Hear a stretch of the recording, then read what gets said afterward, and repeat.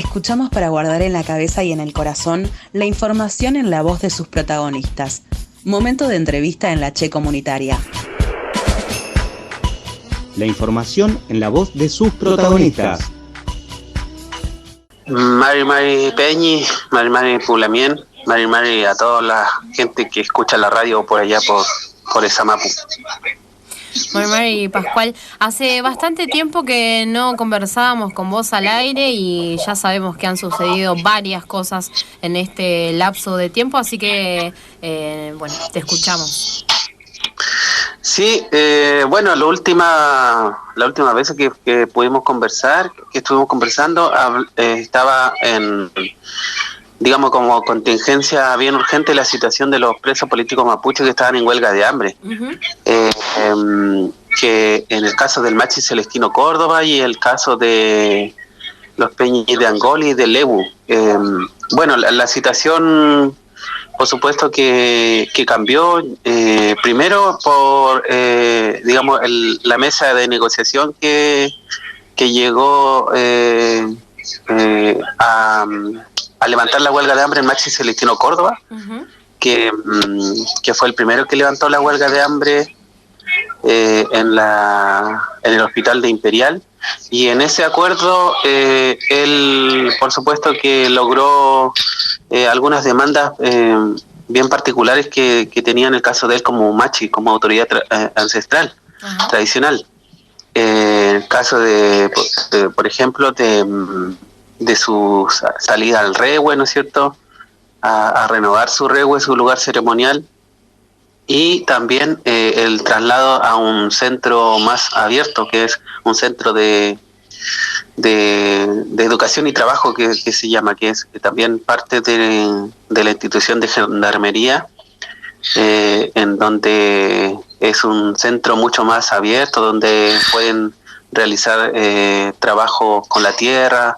Entonces está mucho más acorde a la situación de él en particular como Machi, ¿no? Así que eso, por ese lado se logró, digamos.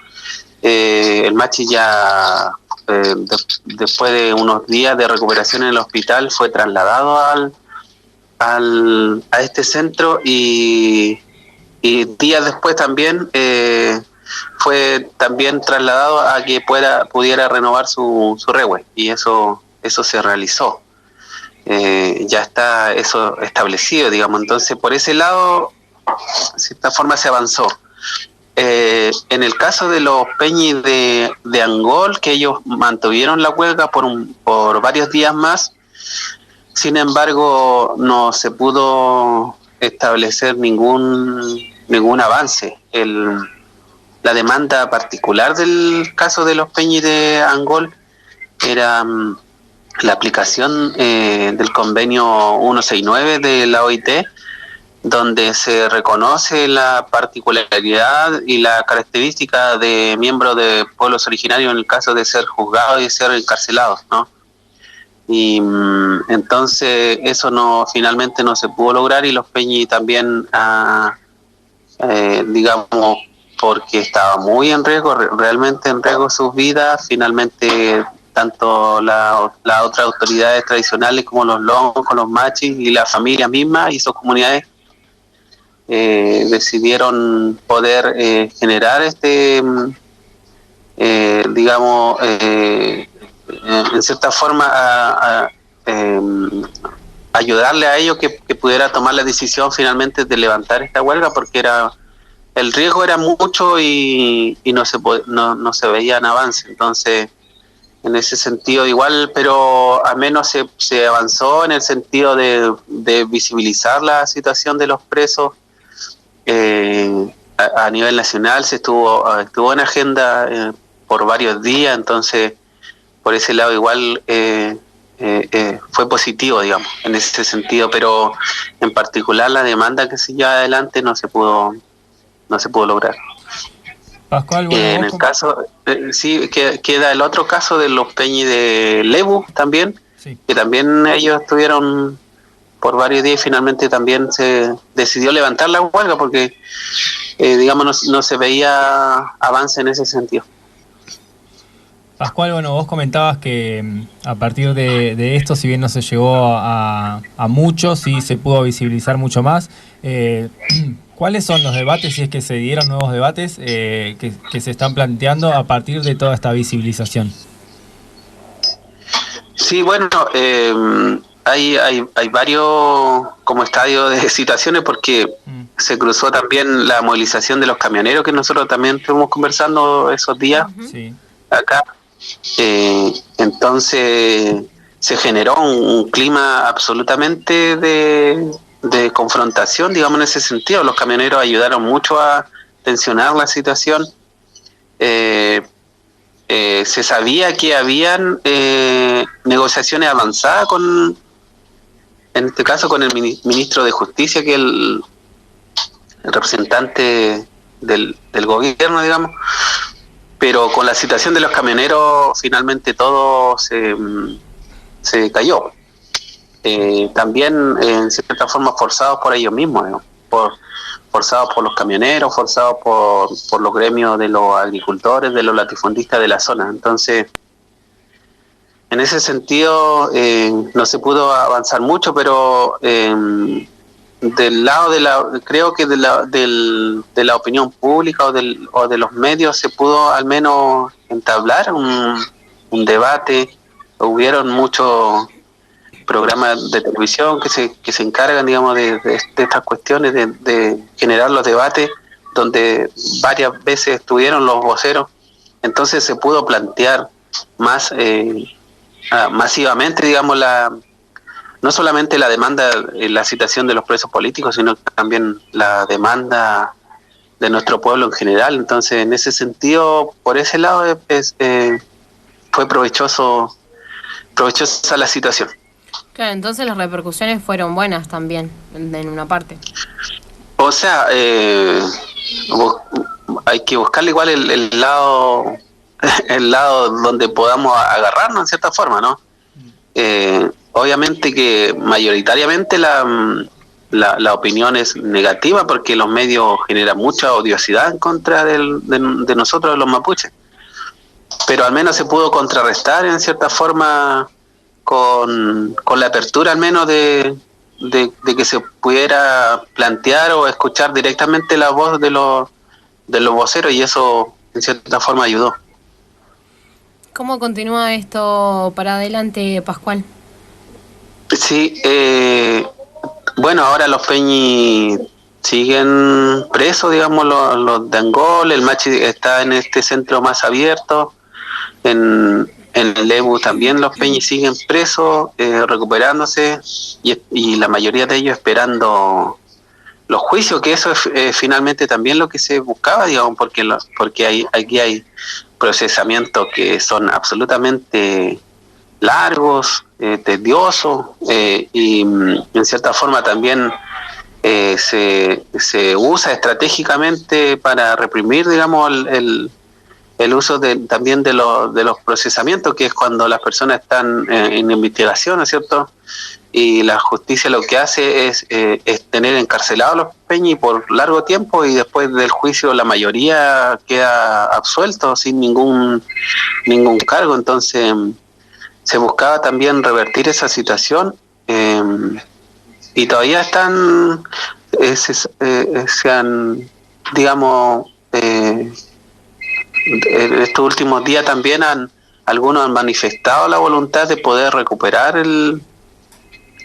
volver a iniciar una huelga, pero eso bueno, lo tienen que ver ellos bien particularmente con su familia, con su comunidad, y lamentablemente el clima nacional, lo que hay acá es otro, digamos. Ahora están absolutamente todos los movimientos sociales, los medios de comunicación ya entrando de lleno a lo que va a ser el plebiscito del 25 de octubre. Entonces, en ese sentido, digamos, sería difícil poder instalar nuevamente mediáticamente la movilización de ese tipo.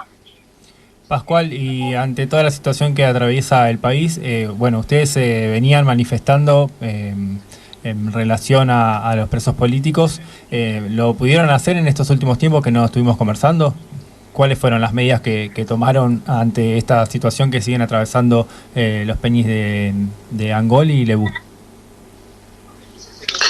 Sí, bueno, aquí bien dices tú que estamos en un clima de pandemia absolutamente desatada, y que el peligro constante de que pueda llegar a las comunidades, digamos,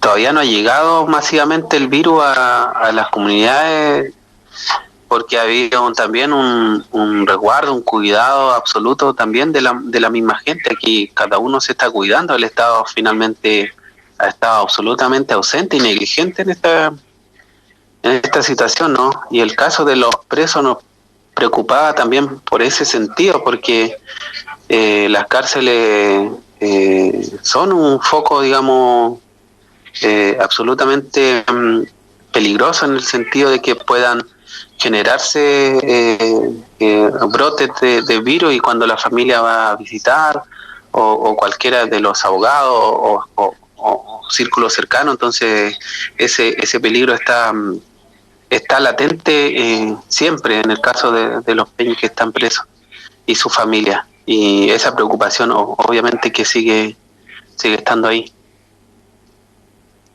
Bueno, Pascual, no sé si te queda algo para agregar a este reporte, a esta conversación. Por lo pronto nosotros te agradecemos muchísimo la comunicación y bueno, tu palabra, tu reporte. Bueno, ahora se viene lo que contaba, quizás en los medios se va a generar harto debate con respecto a este plebiscito que hay el 25 de octubre. Igual se ha venido conversando o discutiendo también digamos, el reconocimiento, cómo sería el reconocimiento constitucional, porque recordemos que Chile no tiene ningún reconocimiento a los pueblos originarios. Claro. Entonces, en esta supuesta nueva constitución, eso lo más probable y seguramente va a estar, digamos. Y también lo que han venido especialmente empujando los sectores más de izquierda, más progresistas, es que también dentro de los constituyentes también tiene que haber una cierta cuota, cierta cantidad de constituyentes que sean representantes de los pueblos originarios. Entonces yo creo que todas esas discusiones se van a venir dando estos días. Si gana el apruebo, lo más probable es que sea así, el 25 de octubre, eso ya va a ser otra discusión que se va a generar a partir de ahí, ¿no? Y también va a estar el trabajo de cómo los movimientos, en el caso mapuche, digamos, de las organizaciones, puedan también tener, digamos, la claridad de debatir también si conviene o no conviene, si se suma o no se suma, porque lo más probable es que todos esos cupos lo vayan a acaparar también los partidos políticos, porque cada partido político, de los de más izquierda hasta los más de derecha, tienen su grupo indigenista, por así decirlo, ¿no? Entonces, en ese sentido, creo que queda un arduo trabajo ahí. Así que ahí seguramente vamos a seguir conversando. Yo encantado de poder conversar un rato con ustedes. Totalmente, Pascual, te agradecemos mucho esta comunicación y bueno, estaremos en contacto cualquier cosa que suceda para más adelante. Así es. Un abrazo, Peucayal. Peucayal, que estés bien. Pascual. Podés comunicarte con nosotros al 299 45 67 347. Nos encontrás en Instagram y en Facebook como FM Che Comunitaria. Y en nuestro canal de YouTube podés volver a escuchar las entrevistas de la semana.